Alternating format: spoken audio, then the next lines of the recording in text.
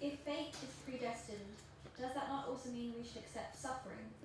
Is it not cruel and wrong, as this would mean that others' sufferings are meant to be? Am I not responsible for my fellow humans?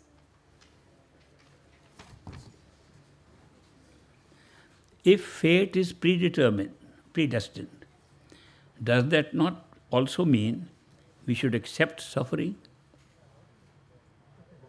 Answer, yes. Is it not cruel and wrong, as this would mean other suffering are meant to be? Yes, cruel and wrong. Sufferings are meant to be. Am I not responsible for my fellow human beings? No. First two parts, yes. Third part, no. Why is that? To understand karmic suffering and karmic pleasure, you have to understand the whole principle. How cause and effect in events affects our life here. When we talk of karma, we are not talking of just suffering. It's talking of good things and bad things. Question is only dealing with suffering. What about rewards? Happiness. If we share happiness with others, are we responsible for their happiness? We are happy, somebody else is happy. My younger daughter has a habit of giggling all the time. Laughing, giggling, no matter what. And in a business, she did better as a part-time worker than the others. The chairman of the bank where she was working heard that one part-time girl is doing better than the full-time employees. What's the secret? So he visited the branch, called the other branch managers of the banks, and they called my daughter, whose name is Simi, they called her to ask, how do you do better? You have done more business than these full-time people. And she says, I don't know. I work my best. They couldn't ask them. So he asked the manager. Manager said, yes, he is a good worker. Other worker of the same bank said, we know what happens. She laughs and giggles all the time, and we can't help giggling and laughing. When the customers laugh, they give business to her. Actually, it's nothing surprising. We have 8 senses. 5 are senses of perception, I mentioned in the morning. 6th sense is called, what is 6th sense called? 6th sense. Intuition has been called 6th sense. We have 6th sense. 7th sense is actually more important in human life, in the quality of human life, and it's called common sense. Very uncommon. What is common sense? The ability to distinguish between the grain and the chaff, to prioritize your life better. That's common sense. If you prioritize your life better, it improves immediately. It's the priorities we give. Sometimes we waste so much time on trivial things, especially fighting with our spouses, especially. Talking from experience. Especially, we argue over such useless subjects. There's no value. 2 days later, we say, what did we waste time getting angry over nothing? So we have not prioritized our life. These don't require that attention. On the other hand, the great opportunity open to us as human beings to be able to find out who we are, to find that suffering and joy and pleasure and rewards, everything is right here. That it does not exist. It was created for experience, to be able to find out answers to all our questions. That's a greater subject to give priority than to get involved in little things that are happening here. Supposing you are having a dream. In the dream, you meet somebody, an adversary you don't like. And it's a great argument. You argue, then you wake up. So it was only a dream. What was the wasting time in the dream? Of course, sometimes you like to go. Once I had a dream that I won a lottery, $5 million. Very lucky. I said, my numbers came out right. And they brought special bank manager, check or cash? I said, cash. I want to see $5 million. As they were going to deliver to me, I woke up.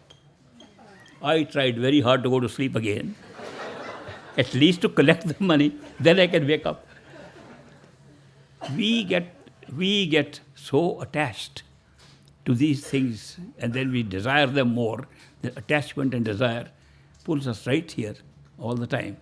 And that is why it's not easy. It's not at all possible for a person who's having these kinds of pulls to concentrate attention. Karma is created. I'll just take a few minutes more. Karma is created through intention followed by action or not followed by action. Is one clarification.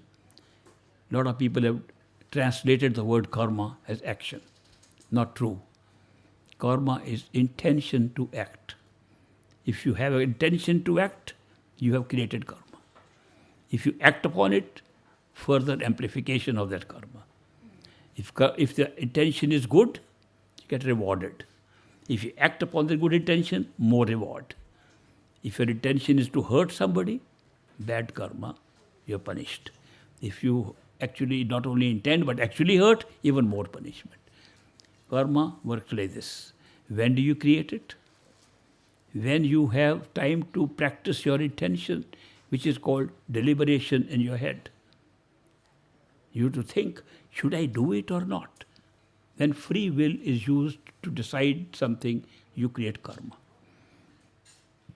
The ethical issue of it, what is good karma, bad karma, often changes with societies, with the environmental experiences you're having. From outside creation, the ethical models are set up. At some point, the same thing is good, another point it becomes bad. In the same person's life, things turn from good to bad. At that particular point, whatever your evaluation is of good and bad, the karma created accordingly. It has to be paid off. It's a cause to which there must be an effect. And it's paid off automatically. Now, when it is paid off, how does it happen? It happens without deliberation. Supposing somebody hits me by accident, says sorry. He didn't intend to hit me. He still hit me. If he says, let me hit this fellow, he hits me, same thing. Event is the same. One, he had deliberated, creating a karma. Other, he did not hit me, paid off an old karma, which I owed to him to be hit. I hit him in the past, this life or previous life. And he's paying off a karma. When we say we have a destiny, we are born with a destiny. In karmic language, we have called it pralabdha, or fate or destiny with which we are born. We are carrying it from birth. Those are events which are happening without deliberation. When we deliberate and think of new things in between, we create new karma. If you examine your life, you'll see about 80% of your life is not created by your thinking, not by your deliberation. Where you are born, where you will die, where you will have an accident, who you will meet. You don't determine these things. Part of destiny. And destiny creates these events for you. But when you are in the destiny, 20% of the time, you get time to think when choices open up. Choices have to open up, giving you a choice. Do this or that. Do this or not do this. When choices open up, that's when we create karma. And that is why the whole play of the rule of karma is what is sustaining our experiences here. All events we are having here can be traced to either a destiny or a new karma. New karma they call Karman karma. That means you're creating it now. Old destiny is called pralabdha karma. You brought it before at the time of even conception. You have it with you.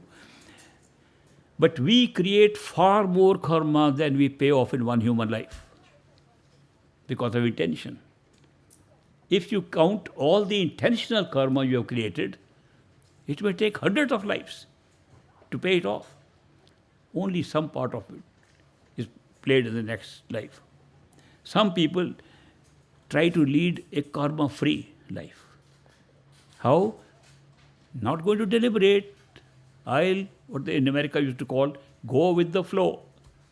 Old thing, go with the flow, karma-less living. Whatever happens, go with it. Don't think twice. You have to think about something, ask somebody's advice, go with it. Even they have collected so much karma which could not be paid off even in that life, but it is not destroyed, it's stored. It is stored in a section of the mind which is called Sinchit karma, reserve karma. We always have so much reserve karma. Some of the elements from even previous to previous lives can be pulled out to create a new life. It's a very big trap. If you study this whole business of reincarnation and study from a practical point of view by going into it and experiencing some of these things, you'll notice it is almost a trap from which one can never get out. So long as we are in the three worlds of the mind, there is no way to end the karma. It's only if you can go beyond the mind, there's no karma there at all. The soul has never had any karma, never will. The mind carries all karma. When we begin to identify with the mind, it becomes all karma. If we are able to situate ourselves within ourselves as witnesses of the show, witnesses of life, that we are not mind, witnesses of our thoughts. If we separate ourselves, the witnesses of our thought, witnesses of actions, witnesses of the show outside, we'll have no karma. You'll see karma be played out by the mind. That's the great advantage of the ability to withdraw your attention beyond the mind into the soul alone, of which I'll talk to you tomorrow. But this is not only suffering, happiness, joy. All these when we share, is everybody's karma who participates in it. A mother is taking care of her sick child. Child is suffering because of sickness. Mother is suffering because of that. Both are paying off their old karma. A child has got wonderful results in the exam. Parents are so proud and happy. All are sharing the karma from the past.